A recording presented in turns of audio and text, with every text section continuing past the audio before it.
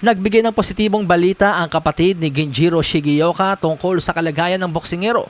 Habang ang mundo ng boxing ay nag-aalala para kay Genjiro Shigeoka, ibinahagi ng kanyang kapatid na si Yuday Shigeoka ang magandang balita tungkol sa kanyang kalusugan na patuloy na bumubuti. Si Genjiro Shigeoka may 11 wins, 2 losses with 9 knockouts ay tinalo nga po si Daniel Valladares sa pamamagitan ng knockout upang masungkit ang IBF World Minimum Weight title noong 2023. Gayunpaman, nagawa lamang niyang maipagtanggol ang kanyang titulo ng isang beses at pagkatapos nga po noon ay na-upset na siya ni Kid General Pedro Taduran noong 2024 via 9th round TKO.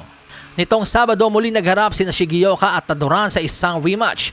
Muli si Taduran na naman ang nanaig pero this time sa pamamagitan lamang ng split decision. Ngunit matapos ang laban, napunta ang atensyon kay Shigeoka nang bigla siyang bumagsak matapos ipahayag ang desisyon. Nag-collapse ang former champion. Kalaunan ay napag-alaman na sumailalim siya sa isang emergency craniotomy sa Osaka matapos magkaroon ng acute subdural hematoma. Sa Instagram, ibinahagi ni Yuday Shigeoka, dating WBC minimum weight champion, may 9 wins, 2 losses with 5 knockouts, na nakakahinga na ngayon ang kanyang kapatid mag-isa nang hindi gumagamit ng anumang aparato. Heto po't basahin natin yung mismong report on Instagram. Former WBC minimum weight champion Yuday Shigeoka explained that his brother is now breathing on his own.